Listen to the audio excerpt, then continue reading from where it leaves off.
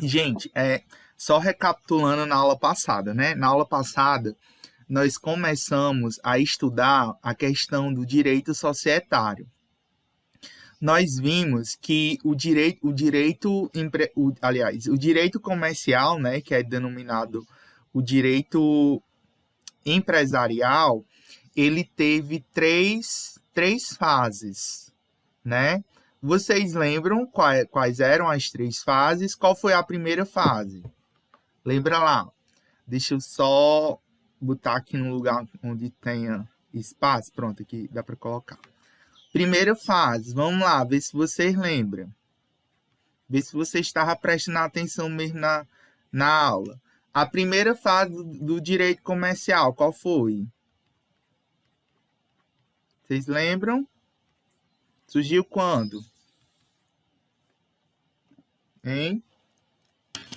Sim, deixa eu entrar lá no negócio, que eu não consigo ver o chat. Pode falar, mas pode ir falando aí. Peraí. Exatamente, Ruth. Surgiu através das corporações. Aí, Ruth estava prestando atenção. Corporações de ofício. Só lembrar, as corporações de ofício. O que eram as corporações de ofício? Era tipo um tribunal da época formado pelos cônsuls, né? Que eram tipo uma espécie de juízes. E aí é o chamado direito subjetivo. É a fase subjetiva, é a fase subjetiva do direito empresarial. Por quê? Porque o direito era de acordo com o que o cônsul determinava. Então, vamos dizer que havia um cliente que comprou alguma coisa de uma empresa. E aí, houve problema com essa compra. E aí, o cliente ia se questionar a quem? A corporação de ofício. Só que aquela divergência ia ser tratada de acordo com a cabeça do cônsul dessa corporação. Então, dependendo se você tivesse interesse com esse cônsul, ele poderia deliberar ou não a sua reclamação, porque era de acordo com a cabeça dele, não existia uma lei formal. Era altamente subjetivo, tá certo? E outra coisa, só valia para aquelas companhias, para aquelas empresas que estavam inscritas nessas corporações.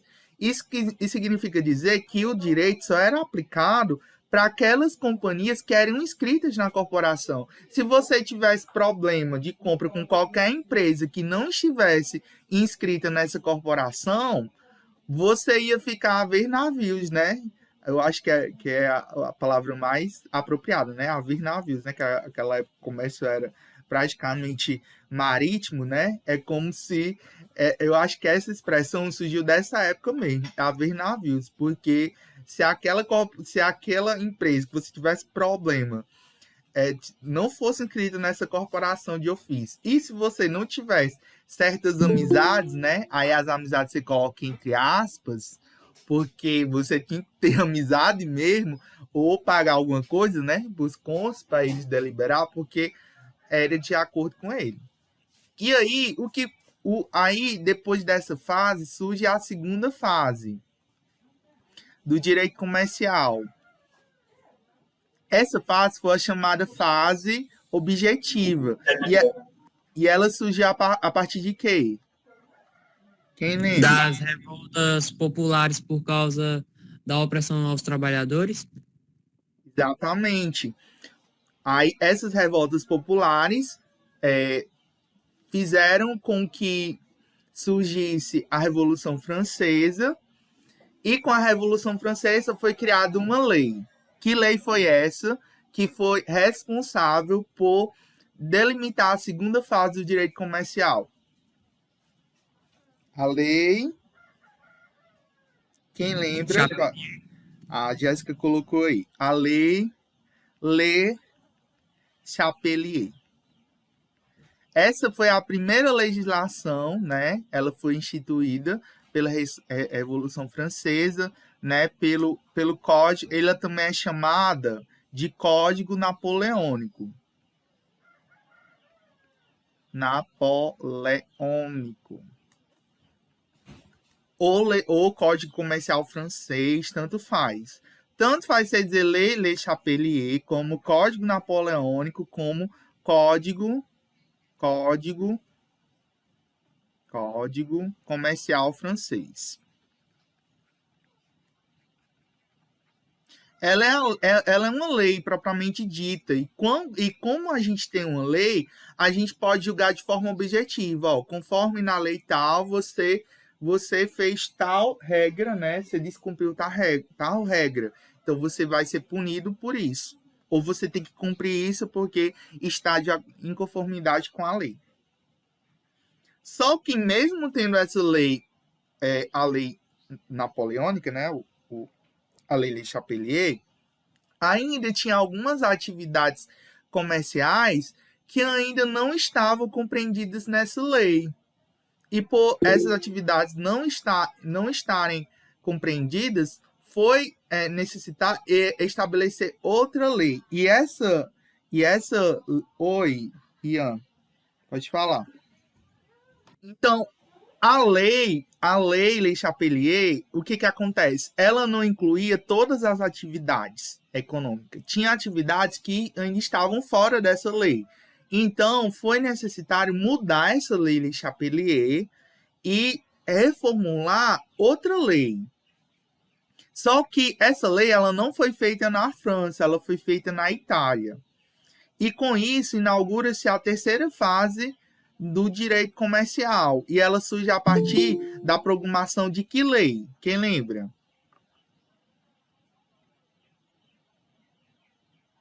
Do Código.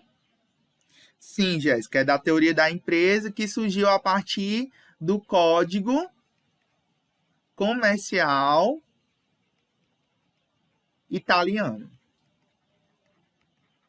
E é nesse Código Comercial Italiano que nós temos a teoria da empresa, que Jéssica falou. Da teoria da empresa.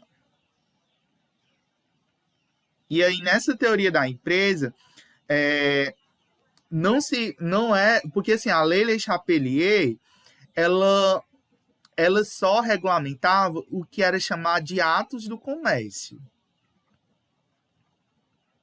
que eram as atividades de mercância, né? As atividades a questão do câmbio de moedas, questão de armas e todas as atividades referentes à troca, né, de mercadorias e alguns serviços. Só que tem algumas atividades que não estavam incluídas nessa Lei Le Chapelier. Então, por isso, foi necessário criar porque, assim, a Lei Le Chapelier, esse Código Napoleônico, ele surgiu primeiro na França, mas como a França, naquela época de Revolução Francesa, dominou quase toda a Europa, então acaba que, lembra de Maria vai com as outras, né? Um saiu copiando do outro, a legislação do outro país, que era, naquela época, sempre é assim, o país que domina, que vai passando a sua legislação para o outro. Então, aconteceu basicamente isso naquela época. A França passou seu código comercial para os outros, né, para os outros países. E aí, depois que Napoleão caiu, né, depois que o regime de Napoleão caiu, na Itália, aí surgiu, né, o povo lá da Itália, não vou lembrar quem foi o chefe lá, mas aí lá surgiu na Itália esse outro código comercial. E esse código comercial, ele ainda inspira os códigos comerciais atuais. Isso, ele foi lá de 1800 e tanto, mas até hoje ele é utilizado. E ele, inclusive, o nosso Código Civil de 2002 é baseado nele, no Código Comercial Italiano. Não, acho que não é Mussolini, não. Mussolini já é para a Segunda Guerra, já tem de Hitler já. Já é bem mais recente. Essa parte dos atos do comércio eu já expliquei na aula passada. A gente ficou faltando eu explicar apenas a questão dos perfis da empresa. O que acontece? Tanto na edição, né, do Código Civil italiano, que é esse Código Civil, ele é exatamente o Código Comercial, né, lá da Itália, e que ele inspirou legislações no mundo inteiro. Mas eu acho que é de Mussolini mesmo, viu? Miguel, deve ser Mussolini mesmo, viu? Que é 1942, é daquela época. É da guerra mesmo, é da Segunda Guerra. É porque eu acho que depois de Napoleão, era ele que comandava lá a Itália, pelo que eu me lembro. Pronto, pois foi ele mesmo. Eu sei que ele, né, vai surgindo e um vai mandando do outro, né, nos outros países. Até hoje, né, os Estados Unidos, que é a maior potência, ele que manda no mundo inteiro, né? A China está tentando modificar isso, né? A China está querendo ultrapassar os Estados Unidos e a gente aí está na iminência de uma guerra, né? Eles estão aí na iminência de uma guerra. Mas vamos Se lá, começar né? a guerra, o mundo já era. Mas se a gente sobreviver ao coronavírus, vamos ver se a gente sobrevive à Terceira Guerra Mundial. Mas vamos rezar que não tenha. Isso aí não dá. Bomba atômica destrói tudo num instante. Não, mas eu acho que não vai ser preciso fazer mais bomba, não. Eu acho que, não sei, né? Tem tantas teorias da conspiração. Muitos dos adeptos da teoria da conspiração acham que esse coronavírus foi uma arma biológica. Porque assim, é muito suspeito, assim, um vírus que surge de um animal. Eu sei que tem vírus e tem várias, sei não, mas parece assim muito estranho, né? Porque já tiveram outras pandemias e sei lá, é muito suspeito. Logo na China, o país mais populoso do mundo, e em seguida tornou o país. Foi o único que conseguiu se manter na pandemia, o único país que continuou em alta. Tem muitas. E lá já está tudo normal, né? Tem muitas teorias da conspiração que falam sobre isso, mas vamos lá. Os vírus que estão inertes no gelo. Não vamos entrar nesse campo, porque senão a discussão é longa. Então vamos aqui. Então, na edição, né, o nosso Código Civil atual, o nosso Código Civil, ele vai tratar tanto de questões formuladas ao direito empresarial,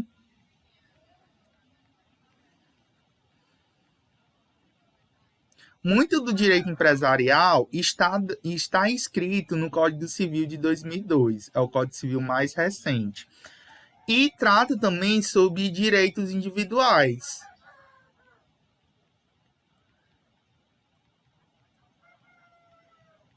Fala sobre a questão da capacidade civil também. A gente vai estudar depois sobre isso, sobre a questão da capacidade civil. Capacidade civil. Em aulas futuras, né? Nós temos 3 tipos de pessoas. Pessoas capazes, relativamente capazes, que é o caso de vocês. Vocês são pessoas relativamente capazes e incapazes.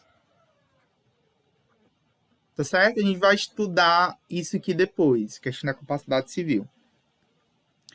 Então, dentro desse código, foi adotada a questão da teoria da empresa, como dissemos acima, mas ainda existe o conceito de empresa nesses diplomas.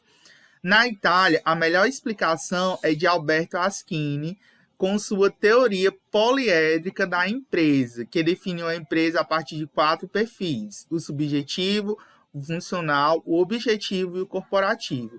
Para entender o conceito de empresa, para Alberto Aschini, a gente teria que compreender que a empresa possui 4 perfis. Vamos entender cada um deles. O perfil subjetivo, ele analisa quem exerce atividade empresarial, ou seja, o empresário individual ou a sociedade empresária, que são as pessoas que exercem atividade empresarial. Então, para a Skinny, para que exista empresa, eu tenho que ter um sujeito que exerça essa atividade empresarial. Esse sujeito pode ser o próprio empresário individual, ou seja, formado por uma única pessoa, ou por uma sociedade. Uma sociedade é formada por duas ou mais pessoas. Tá certo? Quando duas ou mais pessoas se juntam para formar uma empresa, nós temos uma sociedade empresária. É uma empresa formada por duas ou mais pessoas. Então, dentro do perfil subjetivo, ele diz que para eu ter uma empresa, eu preciso de alguém que exerça essa atividade empresarial. E essa atividade empresarial pode ser exercida ou por um empresário individual ou por uma sociedade empresária. E o que é uma sociedade empresária? Uma sociedade é quando duas ou mais pessoas se juntam para criar uma empresa. Tá certo? Ok, o perfil subjetivo. Vocês conseguiram entender? Ficou alguma dúvida? Sim. Alguém falou lá atrás e eu não escutei. Uma menina falou. Não, eu falei que entendemos sim. Pra mim, outra pessoa tinha falado. Vamos aqui. Perfil funcional. O perfil funcional é a atividade empresarial que aquela força em movimento dirigida para um determinado escopo produtivo. O que isso quer dizer? Toda empresa tem um propósito.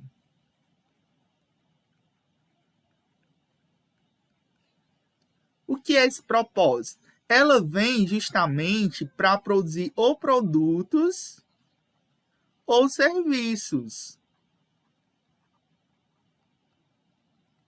Para atender ou uma necessidade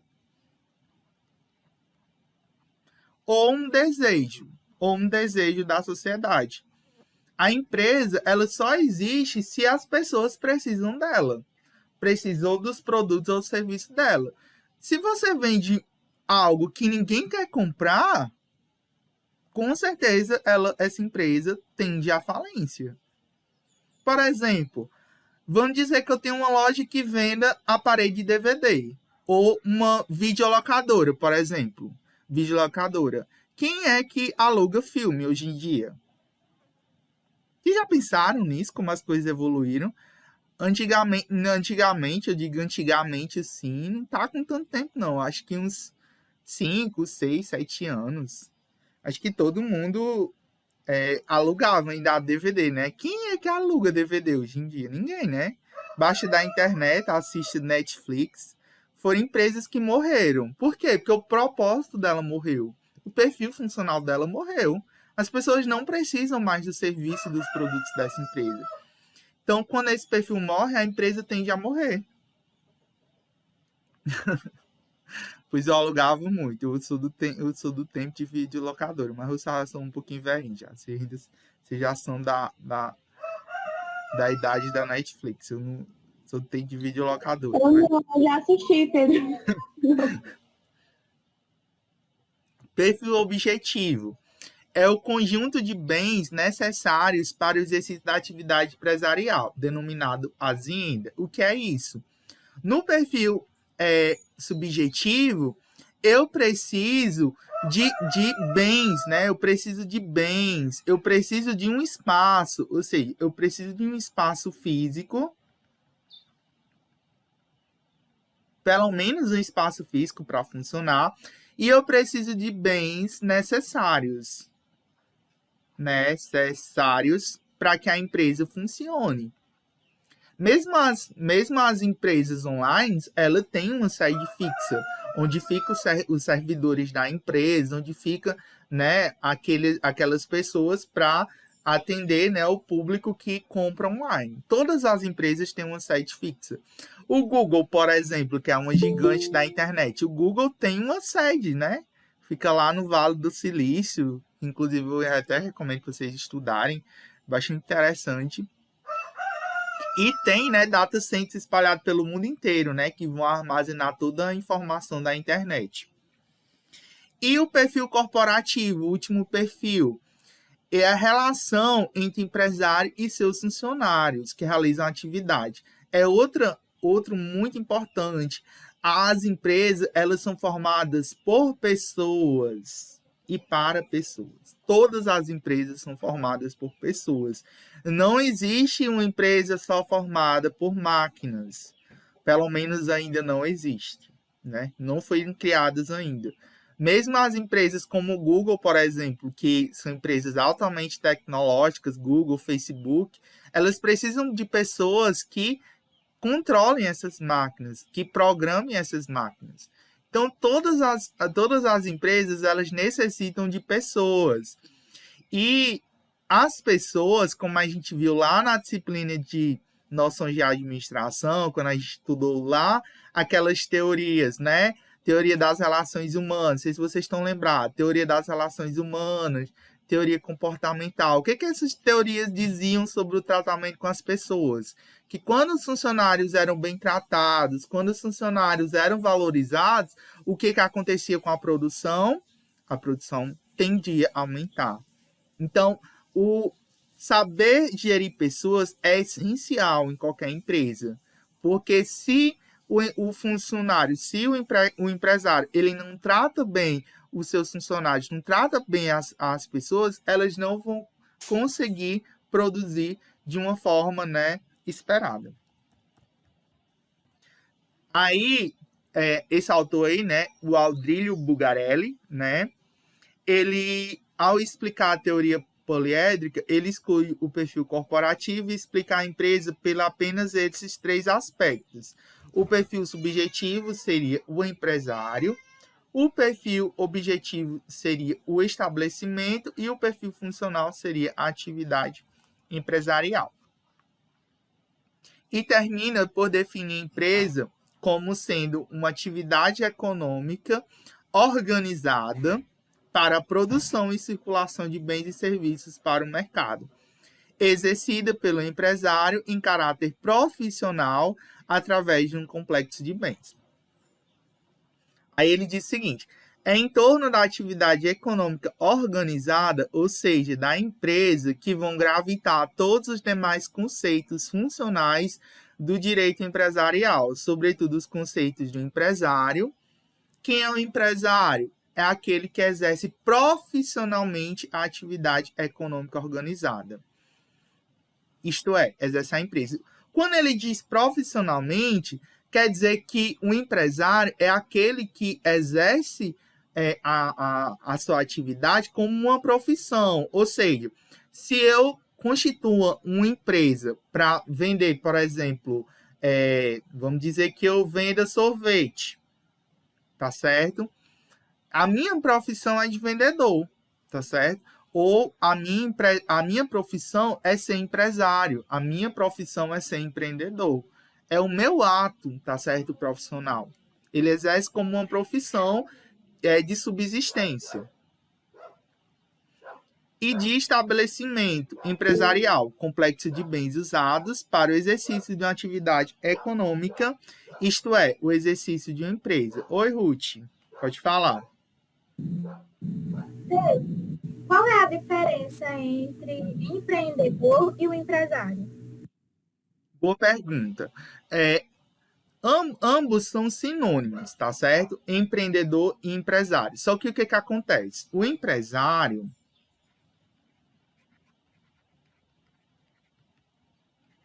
se a empresa for formada apenas por uma pessoa, o empreendedor é o próprio empresário, que a gente chama de empresário individual. Se a empresa não tiver sócios, tá certo? Se a empresa tiver sócios, é o que a gente chama de sociedade, que é uma empresa formada por mais de um empresário. Ambos são empreendedores, tá certo? Só que na sociedade, dependendo da sociedade, porque a gente tem sociedades, existe um tipo de sociedade que é denominada sociedade anônima. Essa sociedade anônima, ela é formada tanto por empreendedores, que são aquelas pessoas que dispõem de capital, todos dispõem, né, de capital, Mas o empreendedor, ele dispõe de um capital majoritário. Tá certo? Vale, o negócio bugou aqui. Peraí. O empreendedor, ele dispõe de um capital majoritário. E os sócios não. Os sócios, eles podem ser sócios, né, serem empresários, mas eles não têm uma parcela tanto da empresa. Por exemplo, eu posso comprar só uma ação da empresa ou uma participação pequena da empresa. Eu sou empresário? Sou. Mas eu que estou empreendendo, eu que lancei o negócio, não. O empreendedor, ele tem como característica lançar o negócio. Foi ele que começou a empresa. É ele que arca com todos os custos. Ele que tem maior responsabilidade. Tá certo? É ele que manda, tá certo? É ele que cria, ele que arca, é ele que manda. E nem sempre então, sendo só uma pessoa, o empreendedor vai ser o próprio empresário. Agora, se for uma empresa que for uma sociedade, que for mais de uma pessoa que comanda, nem sempre as outras pessoas vão ser empreendedoras. Pode ser que ela tenha só um capital lá, mas quem comanda, ela só investe naquela empresa, mas quem comanda, quem manda tudo é outra pessoa. E essa pessoa a gente chama de empreendedor. Tá certo? Deu para compreender? Deu sim, era só uma dúvida que eu tinha. Obrigada. Por nada. Vamos aqui. A título de informação. O novo Código Civil brasileiro derrogou grande parte do Código Comercial de 1850 na busca da mesma unificação, ainda de que formal, do direito privado, inspirada no Código Civil de 1942, né, que é o Código Civil italiano. Do Código Comercial, resta hoje apenas a segunda parte, relativa ao comércio marítimo. No Código Civil de 2002, se encontram as regras básicas do direito comercial, no livro 2º, título 1º do direito da empresa, isto é, sua matéria nuclear, ficando para disciplinamento em leis específicas temas especiais, como direito de propriedade industrial, que a gente vai estudar também, que é o INPE, né? A gente vai estudar a legislação sobre a propriedade individual, as sociedades por ações, que é as SAs, e o direito falimentar, que é a questão da falência das empresas.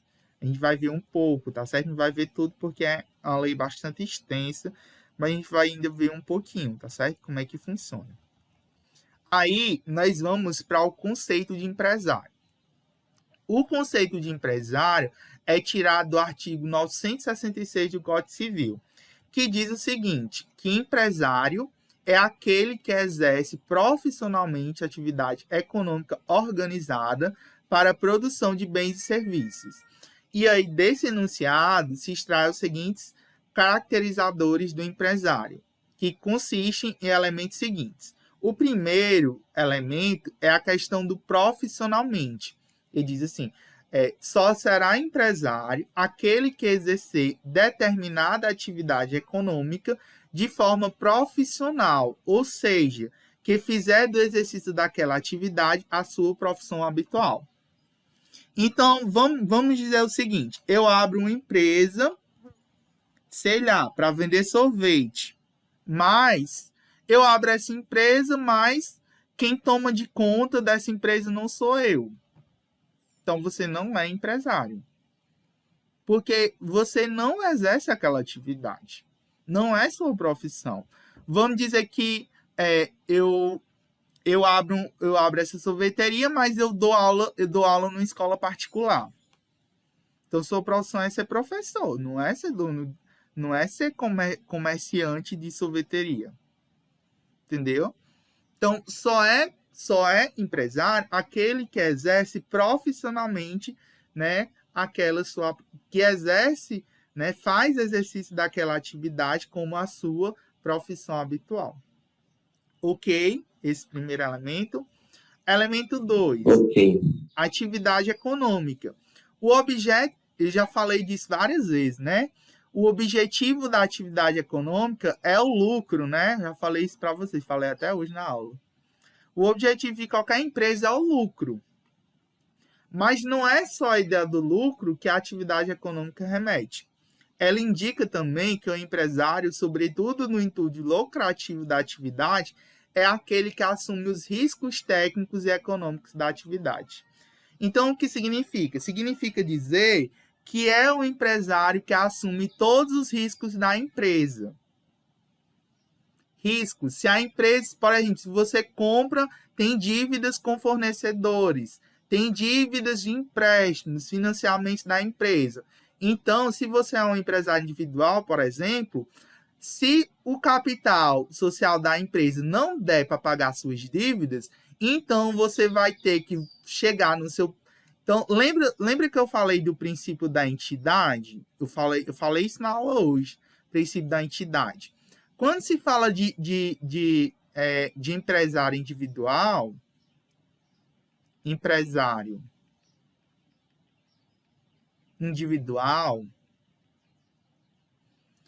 e a gente fala também em sociedades que não são limitadas, eu vou já explicar depois para vocês o que são sociedades limitadas. Mas aquelas empresas que não são limitadas, o que acontece? Não existe princípio da entidade para a questão de dívidas. O que significa? Vamos dizer que o patrimônio daquela sociedade, por exemplo, uma microempresa, seja de 30 mil reais e a empresa esteja devendo 50 mil. Quer dizer que a empresa, você vai tirar aqueles 30 mil, você vai usar o capital, vai vender tudo o que tiver da empresa para poder pagar esses 30 mil de dívida, e os 20 mil que ainda sobrou, que ainda ficou faltando pagar, vai ser retirado dos sócios e do empresário individual. Entendeu? Então, não existe questão de princípio de entidade para dívida, não. Vai o dinheiro do capital social da empresa e, se for preciso, vai até o dinheiro dos sócios. Do sócio, do empresário, para poder pagar as dívidas. Isso para sociedades que não são limitadas. Para sociedades que são limitadas, existe uma limitação. Quando se tiver dívida, a dívida só chega até o patrimônio da empresa. Aí sim se considera o princípio da entidade. Para sociedades que são limitadas e para as EIRELIs, que a gente vai estudar depois, que é a empresa individual de responsabilidade limitada. Mas isso a gente vai estudar em aulas futuras, tá certo? Elemento 3. Organizada. A organização significa a preocupação em gerir elementos da atividade empresarial, como capital, matéria-prima, mão de obra e a tecnologia empregada, o melhor local e horário de funcionamento. O empresário se preocupa não apenas com a atividade pessoalmente exercida, e sim com a gestão do todo, para que a atividade final dê o resultado esperado. A organização pode significar também a escolha do pessoal que desempenha a gestão dos fatores da produção. A organização existe não impondo se o empreendimento é grande ou pequeno. Afinal, não é a grandiosidade e sim a gestão do todo que representa a organização. Então, aqui, como a gente fala de organizada, que uma empresa só é organizada quando eu tenho um espaço, quando eu tenho uma matéria-prima, né? O que acontece na maioria das vezes? Você vê empresas pequenas, né? É lógico que existem empresas e empresas, né? Você tem empresas pequenas que a gente vai, né? Por exemplo, eu ando muito, né, nos estágios daqui de Có e Oroz, né? Você vê empresas pequenas que você vê a maior organização, tudo organizado, empresa bem pequenininha, mas você vê uma organização, e empresas de médio porte que você vê tudo desorganizado, não tem horário, não tem, né? Você vê... Pois é, exatamente isso dá, né? Pequenas empresas, grandes negócios. Mas tem gente que não organiza. Parece que toda uma desorganização imensa, né? Então, não importa se a empresa é grande ou é pequena, mas desde que ela seja bem organizada, né? Eu tenho um local apropriado, as pessoas trabalham de forma apropriada, eu tenho as coisas, né? O fluxograma de procedimentos né, as atividades da empresa em si, de produção, elas são bem organizadas. Então, se eu não tiver uma organização bem delimitada, por exemplo, o que acontece? Se, por exemplo, um funcionário ele não sabe o que fazer, não existe o funcionário vai todo dia na empresa, ele não sabe o que fazer. Todo dia ele faz uma coisa diferente. Não existe uma definição do que ele é esperado para fazer. Lógico que ele não vai produzir se ele soubesse a atividade, se tivesse uma atividade designada para ele.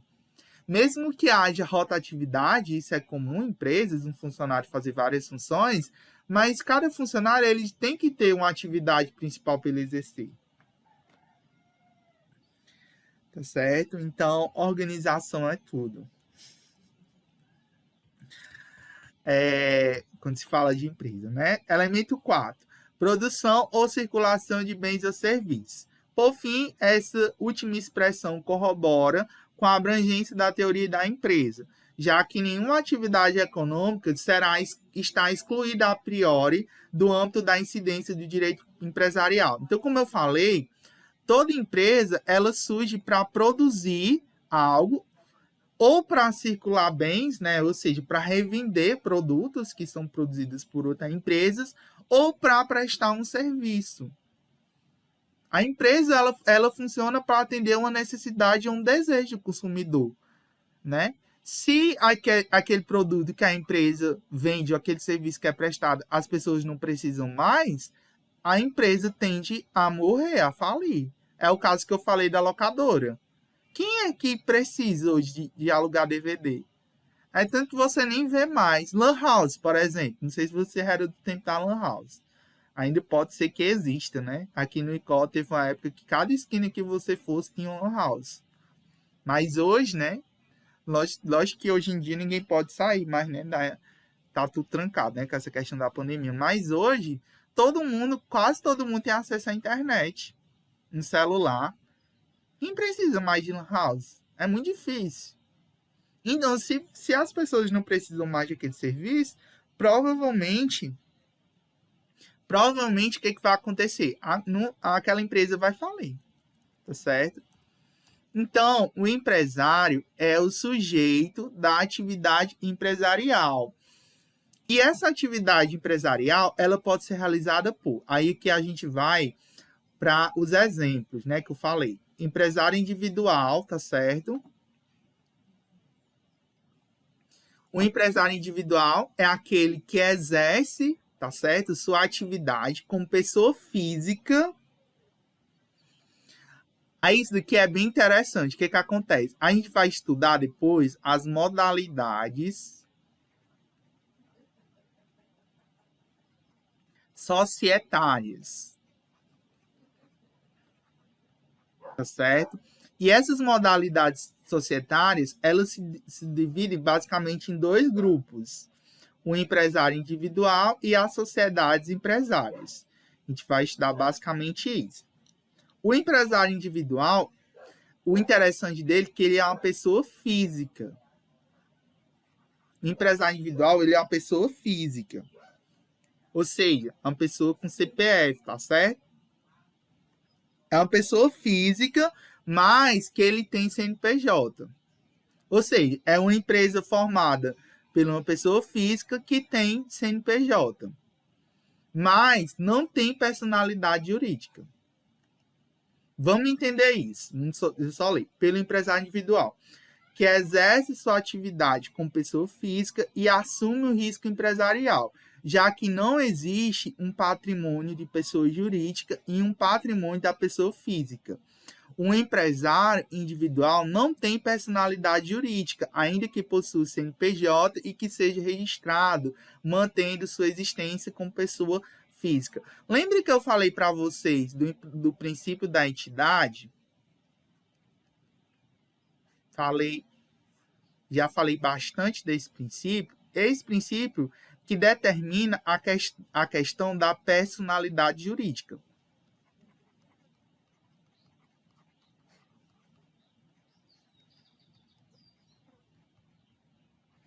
Quando uma sociedade cria uma empresa, ela forma um capital social.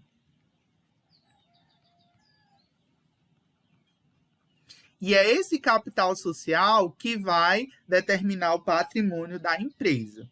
Então, quando a gente fala de princípio da entidade, o princípio, eu digo o seguinte, que o princípio da entidade, eu tenho o patrimônio da empresa e o patrimônio do sócio. À medida que eu tenho o princípio da entidade, eu tenho a personalidade jurídica. Por quê? Porque existe o patrimônio da empresa e existe, em separação, o patrimônio do sócio. No empresário individual, não existe princípio, não existe... Deixa eu mudar aqui de cor. Não existe princípio da entidade, não, tá certo? Quando se fala de empresário individual. Não existe... Se mudasse de cor era fácil, né? Não existe princípio da entidade quando se fala de empresário individual, não. Ou seja, o patrimônio da pessoa física se mistura, tá certo? Se mistura com o patrimônio da pessoa jurídica. Ou seja, é como se fosse uma pessoa física que desenvolvesse um papel de uma empresa. Na realidade, ele próprio é a empresa. E essa modalidade empresarial, ela é bem recente, tá certo? Ela é de 2011, se eu não me engano. Bem recente. Tá com o quê? 10 anos. Então, ela é bem recente. E essa modalidade de empresa, ela foi criada exatamente para tirar a questão da informalidade. O que acontecia? As pessoas, antes, chamavam os camelôs, né? Aqueles empreendedores que empreendiam, né? Criavam um negócio, mas era tudo meio que não era legalizado. Aquela pessoa não tinha direito a se aposentar porque não pagava para a Previdência, tá certo? Não era nada legalizado. E aí, o governo, para conter essa questão da informalidade, criou essa modalidade de empresário individual, que aí esse empresário pode criar uma empresa, pode ter até um funcionário, a gente vai estudar melhor sobre isso depois. Pode ter até um funcionário, o empresário individual pode ter até um funcionário. E ele pode ser empresário individual se ele faturar até R$36 mil por ano. Tá certo? Até R$36 mil por ano. Se faturar mais do que isso, já não pode ser MEI, né? Já não pode ser empresário individual. Gente, vou só beber um pouquinho d'água, porque minha garganta tá seca. Dúvidas sobre o MEI. O empresário individual também é chamado de MEI, tá certo? Nenhuma dúvida não, né? Até aqui, vocês estão entendendo, né? É muita informação, mas vocês digam se estão com dúvida. Entenderam aí o MEI? Então, não confunda. O empresário individual é uma pessoa física que possui CNPJ. O que é CNPJ, Pedro? Depois eu vou, ao final dessa aula, vocês me lembram, que eu vou mostrar um CNPJ para vocês. Vou aqui pegar uma empresa e vou botar aqui o CNPJ para vocês verem. Mas, o que é o CNPJ? O CNPJ nada mais é do que o Cadastro Nacional de Pessoa Jurídica. Tá certo?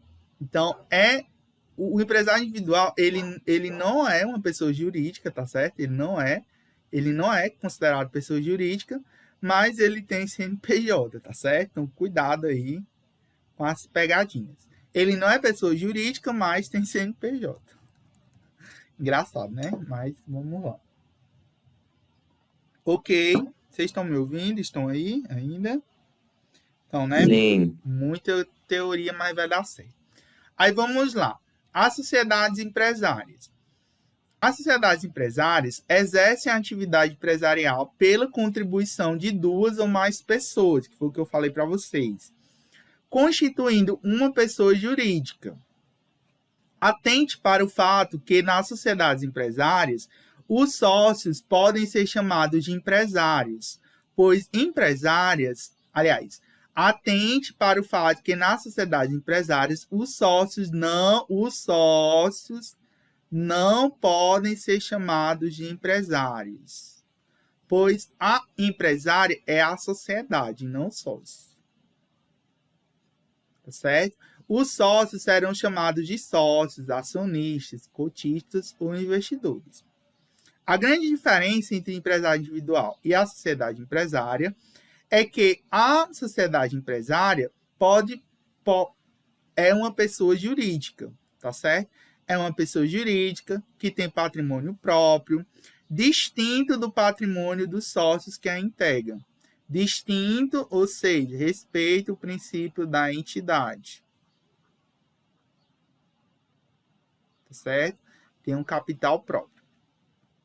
Assim, os bens particulares do sócio, em princípio, não podem ser executados por dívidas da sociedade. Senão, depois de executados os bens sociais, o empresário individual, por sua vez, não goza dessa separação patrimonial, respondendo com todos os seus bens, inclusive os pessoais, pelo risco do empreendimento. Sendo assim, pode-se concluir que a responsabilidade dos sócios de uma sociedade empresária é subsidiária, ou seja, já que o primeiro deve ser executados os bens da própria sociedade. Enquanto que a responsabilidade do sócio é individual direta. O que é isso? A responsabilidade da sociedade, ela só recai até o patrimônio que foi investido na empresa. Por isso que diz que ela é subsidiada. Ou seja, ela só vai até aquele patrimônio. Se, no exemplo que eu dei lá, da dívida de 50 mil, se a sociedade tiver dívida de 50 mil, o capital for de 30 mil, só vai até os 30 mil, não chega no patrimônio dos sócios. Já o empresário individual, não. Vai os 30 mil que ele tiver investido e entra no pessoal. Se tiver até uma galinha no quintal, vende a galinha para poder pagar a dívida. E, se possível, ele pode até ser preso, né, por não pagar a dívida. Então, ademais, a responsabilidade dos sócios de um empresário, de uma sociedade empresária, além de ser subsidiária, pode ser limitada, que é o que eu falei para vocês, né? Que eu ia falar daqui a pouco, limitada. O que ocorre, por exemplo, nas sociedades limitadas e nas sociedades anônimas, que é as denominadas SAs, que a gente vai estudar depois. Nessas sociedades, o sócio se compromete a contribuir com determinada quantia para a formação do capital social e sua responsabilidade fica adstrita, em princípio, a este valor. Integralizando o capital, isso significa que todos os sócios já contribuíram com suas respectivas quantias. Os bens particulares dos sócios não podem ser executados por dívidas da sociedade, mesmo que os bens sociais não sejam suficientes para os pagamentos da dívida. Devem ser ressalvadas as hipóteses excepcionais de responsabilidade pessoal e direta dos sócios pela prática dos atos ilícitos e possibilidade da desconsideração da personalidade jurídica da sociedade. O que ele está dizendo com isso daqui? O que ele disse aqui? Tome cuidado. O que ele disse nesse parágrafo é bastante interessante. O que ele está dizendo? Ele está dizendo que deve ter cuidado, tá certo? Essa questão de sociedade limitada, essa questão que diz que a dívida só chega no capital da empresa, deve tomar cuidado. O que acontece? Se houver indícios e provas de fraude, que essas dívidas, né, essa hipótese, né, se a empresa, se esse sócio praticar algum ato ilícito, essa personalidade jurídica pode ser desconsiderada. É o que ele disse aqui, ó. Vamos dizer lá naquele negócio, vamos dizer que eu e Ruth temos uma sociedade, né, uma empresa. Vamos dizer que a gente estamos devendo 50 mil. Então, contraímos um empréstimo do banco de 50 mil. E a gente só, nosso capital só era de 30. Vamos dizer que a gente praticou algum ato ilícito. Tenha fraudado algum documento, né? Tenha feito alguma coisa errada. Essa personalidade jurídica, dependendo do juiz, pode ser desconsiderada. E mesmo sendo uma sociedade limitada, mesmo sendo, eu vou ter essa personalidade, o princípio da entidade, pode ser desconsiderado e eu ter que entrar nos meus bens, né, no meu patrimônio pessoal para poder pagar essas dívidas da empresa. Então, muito cuidado. Mesmo a empresa sendo limitada, mesmo sendo a sociedade tem o respeito da questão do patrimônio, né, da questão do princípio da entidade, quando se fala em dívida, tome muito cuidado, porque muitas das vezes o juiz desconsidera essa questão da personalidade jurídica para a questão do pagamento das dívidas. Então, tem que ter muito cuidado, tá certo? Aí, a gente vai para o caso da Eireli. Também, ela é bem recente, tá certo? Ela é de 2011. É chamada Empresa Individual de Responsabilidade Limitada, denominada Eireli. Quem exerce a atividade individualmente, mas com a constituição da pessoa jurídica. Para a constituição de um Eireli, o titular constitui uma personalidade jurídica. A Eireli é como se fosse uma empresa individual, é como se fosse um MEI.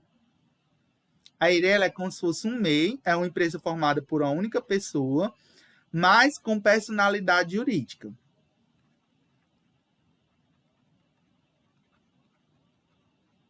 A diferença do MEI para a Eireli, se eu perguntar para vocês, qual a diferença do MEI para a Eireli? Tem várias, tá certo? Mas a principal delas é que o MEI não tem personalidade jurídica, e a Eireli tem, tá certo? A Eireli, o patrimônio da Eireli, né, da empresa, ele se distingue do patrimônio do empreendedor, do empresário. Tá certo? Então, você tem o princípio da entidade, tem essa subdivisão.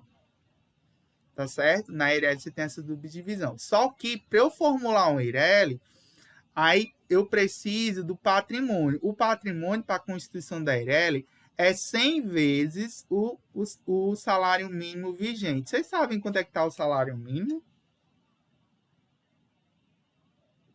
atual? Alguém sabe? R$1.000 e uns trocados aí. Uns 1.063 por aí? R$1.000 e 2 caixas de bombom. Eu não sei. Ano passado era 1.045. Mas vamos dizer que seja 1.045.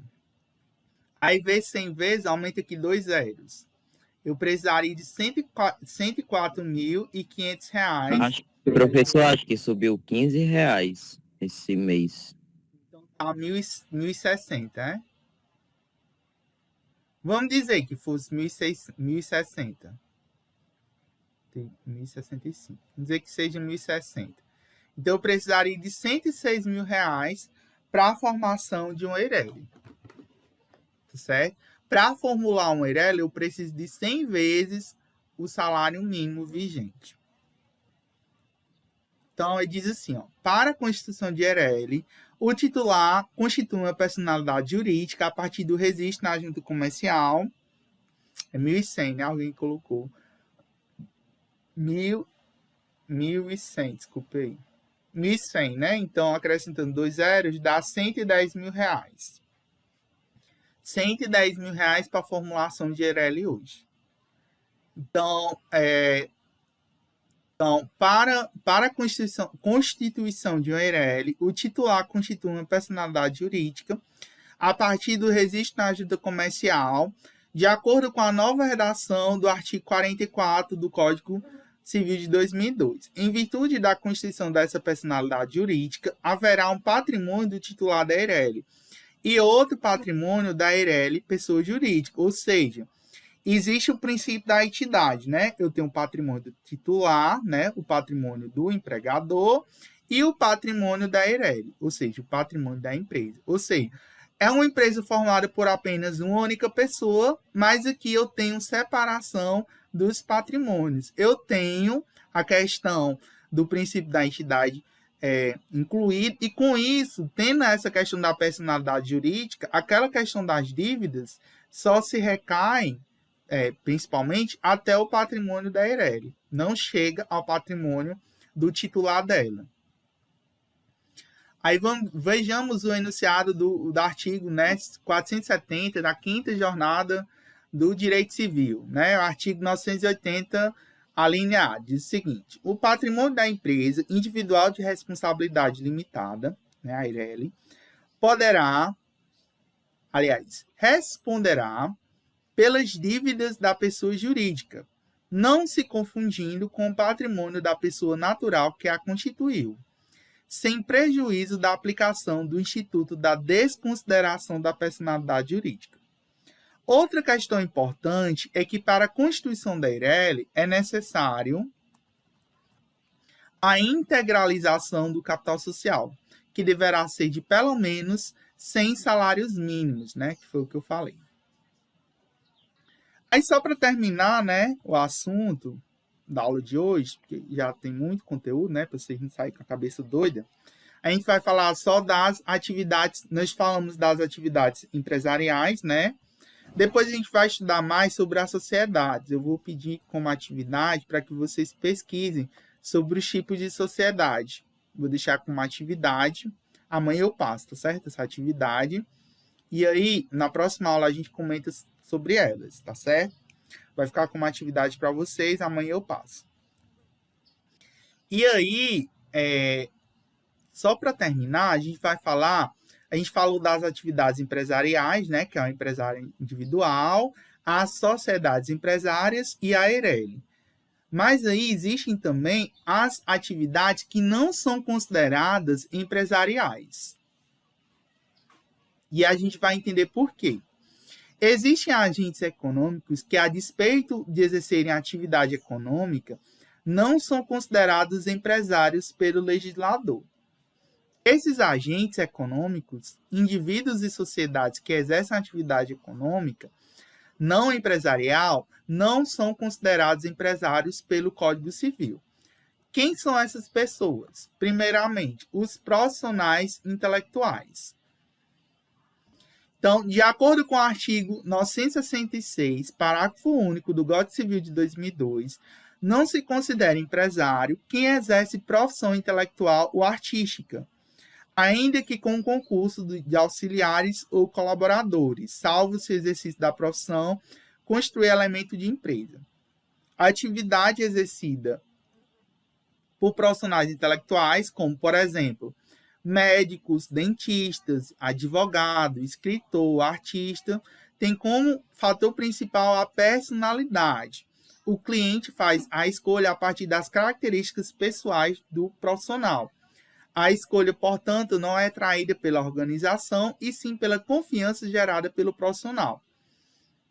Nesse sentido, né, o enunciado 193 do Código de Justiça Federal, aprovado na terceira jornada de Direito Civil, dispõe: o exercício das atividades de natureza exclusivamente intelectual será excluído do conceito de empresa.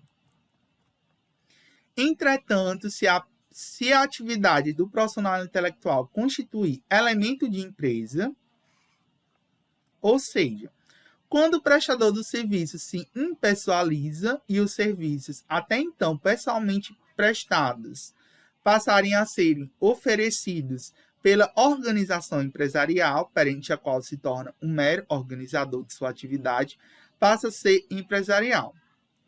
Nesse enunciado tal, né, os profissionais liberais não serão considerados empresários, salvo se a organização dos fatos e produção for mais importante do que a atividade pessoal desenvolvida. Por exemplo, o que são profissionais intelectuais? Só para não confundir a cabeça de vocês. São aqueles profissionais que exercem, né, atividades econômicas ligadas na questão da sua profissão. Então, por exemplo, médicos, dentistas, advogados, né, são profissionais, né, intelectuais, e por isso não são considerados empresas, né? Não é porque você ser advogado, você não é empresa, tá certo? Ele é um profissional intelectual. Então não se constitui empresa, não tem patrimônio, entendeu? Só que o que acontece? Vamos dizer que eu sou dentista e eu junto com 2, 3 amigos dentistas, e a gente decide formar uma clínica odontológica. E essa clínica odontológica vai vai fazer vários serviços, desde ortodontia, clareamento, questão de exames. Então, a partir do momento que eu crio uma clínica e passa a ser uma atividade empresarial, ou seja, as pessoas não vão escolher aquele serviço não pela pessoa, e sim pelo negócio em si, pela atividade em si. Quando você, por exemplo, escolhe um dentista, ou um advogado, ou um médico, você escolhe pela pessoa, porque você confia nos serviços daquela pessoa, né? Principalmente dentista, né? Médico, advogado, né? Você só vai para aquela pessoa porque você confia nela. Já a clínica não, né? A clínica você vai escolher a clínica, né? E você pode ser atendido por tanto faz se ser atendido pelo médico, você vai fazer um raio-x nessa clínica. Tanto faz se ser atendido pelo dentista A, pelo dentista B. O resultado do exame vai ser o mesmo. Entendeu? Então, os profissionais intelectuais são aquelas pessoas a qual, né, exerce uma profissão pela questão de sua intelectualidade. Então, a característica pessoal é a pessoalidade. As pessoas escolhem essas pessoas porque confiam nela, tá certo? E não na empresa em si. Aí vamos o outro, né? As cooperativas. As sociedades podem exercer atividades empresariais ou não empresariais. Quando o objeto social da atividade for empresarial, como definido no artigo 966 do Código Civil de 2002, o legislador decidir que a atividade é empresarial, teremos as sociedades empresárias. Entretanto, se o objeto social não for empresarial, teremos a sociedade simples. No artigo 982, parágrafo único, entretanto, teremos a cooperativa. Independentemente do seu objeto, será uma sociedade simples. Assim que o legislador traz cooperativas. Então, exemplo de cooperativa. Aí no município de Oroz tem uma, né? Produtores de tilápia, né? De peixe, não sei se ainda tem, mas em Oroz tinha, né? Cooperativa de peixe. Aqui, antigamente, Nicole, tinha uma cooperativa de agricultores, né? Se juntavam os agricultores, aí produzia, né, a questão, e aí com a cooperativa, a questão de máquina, né, para a questão do cultivo, né, dos grãos, né, para ser facilitado. Então, é tipo uma sociedade, mas não é uma empresa. É como se fosse uma entidade que é formada por várias pessoas que tem um objetivo comum, né? De gerar lucro, mas não é considerada empresa, tá certo? As cooperativas. Tá certo? Qualquer dúvida vocês dizem. Aí nós temos também a sociedade de advogados, que também não são considerados empresas, tá certo? Então, o artigo 15, né, da lei tal, de 1994, que trata do Estatuto da Advocacia e da Ordem dos Advogados, define a sociedade de advogados como uma sociedade civil de prestação de serviços de advocacia. No mesmo sentido, prescreve que não são admitidas a registro e nem pode funcionar sociedades de advogados que apresentem forma ou característica mercantil. Portanto, o posicionamento do legislador é que a sociedade de advogado é uma sociedade simples. Aí aqui, ele dá até o exemplo, né? Sociedade simples.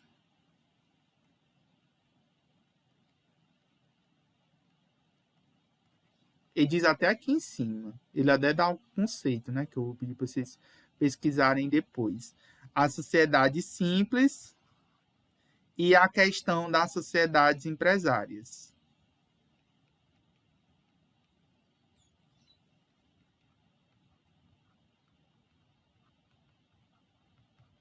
As sociedades empresárias, elas têm, né? Elas têm a questão, como é que eu posso dizer? A questão da entidade, né? A entidade, o lucro. Já a sociedade simples, elas não têm, elas não formulam entidade. Exemplo de sociedade simples, a gente tem as cooperativas, as sociedades de advogados, né? São sociedades simples, tá certo? São sociedades em que não tem o registro, né? Ela nem tem registro e nem pode funcionar, né? Ok? É uma sociedade que ela não é considerada como uma empresa, tá certo? Aí na próxima aula a gente vai começar a estudar cada tipo, né? A gente vai ver a questão do empresário individual, só passar, empresário individual. Vamos estudar sobre a questão da capacidade e vamos estudar a questão dos impedimentos para formulação de uma atividade empresarial. Mas por hoje a gente vai parar aqui, porque senão já é muito